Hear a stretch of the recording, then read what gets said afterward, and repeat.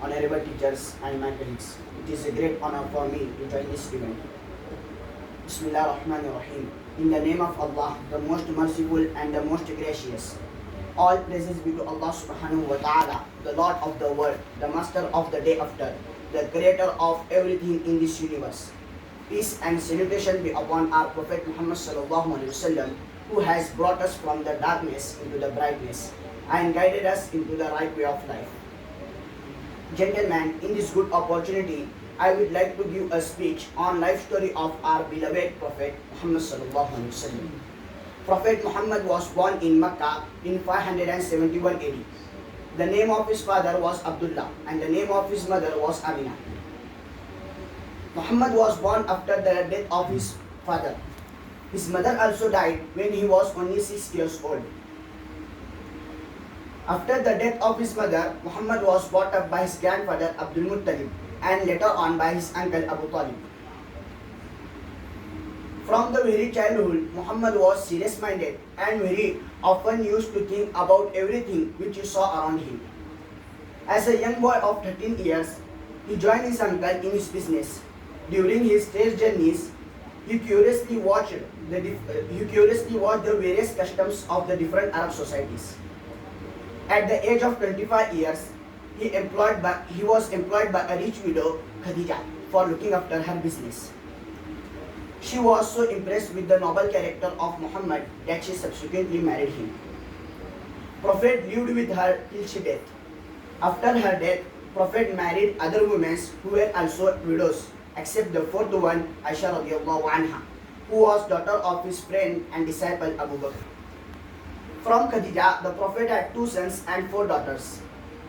But only the 4th daughter, Fatima, survived him. From other wives, there were no children. Prophet Muhammad thought seriously about the evils in the society and was anxious to find out ways and means to remove them. He used to go to a lonely cave in the mountain called Hira, where he thought about the concept of God, religion, and reform of the society. It is believed that once in the month of Ramadan in 609 AD, when the Prophet was meditating in the cave, he heard a strange voice. The voice was from Angel Gabriel, who was sent to him by God. Gabriel whispered in the ears of the Prophet, "Read in the name of Allah, the creator of all things, who made man from a clot of blood. Read, for the Lord is most gracious. He who teaches the use of pen teaches man what he does not know." This was the first message of God, that is wahi to the Prophet. Since then, a series of divine communications and messages of God were received him by on different occasions till his death. Quran is a collection of all such divine messages revealed to the Prophet from time to time. In short, the basic principles of the religion which were preached by the Prophet are as under. Number 1, Allah is one and only one, and that Muhammad is his messenger.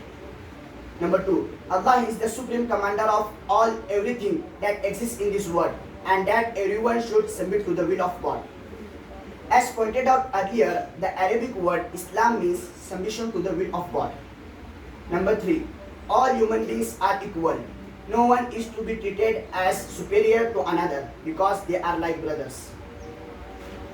Through his preaching, the Prophet laid down the new principles of life and abolished the existing evil customs from the society. First to believe and obey these divine messages was Prophet's wife Khadija. Gradually, others also believed in what he said, but a great majority of people in Mecca opposed his preachings. They did not allow the Prophet to speak and communicate the message to the people. Finding it difficult, the Prophet left Mecca and went to the Medina in 622 AD. His journey from Mecca to Medina is taken to be a holy mission, that is Hijrat. At Medina, his preachings were appreciated and more people became followers of the Prophet. Prophet Muhammad not only united his followers through his new faith, but also organized them as a strong political group to face the opposition. His his followers fought several battles with disbelievers. But there was such a force ideas in this new faith that very soon a great majority of the people of Arabia became its followers. The personality of Prophet Muhammad dominated the minds of the Arabs to such an extent that within a short period most of them embraced Islam. At the time of his death in 632 AD, Prophet was the religious, social and administrative head of a big Islamic commonwealth. By Islamic commonwealth, we mean the group of the great majority of people who followers of the preachings of the Prophet. Up to these days, the number of people who follow Prophet Muhammad's preachings, Prophet Muhammad preachings has been increasing continuously. They are called Muslims, spread and exist around the world. Gentlemen, that's all my speech about the life story of Prophet Muhammad sallallahu alaihi wasallam. May this speech be useful for us. Thank you.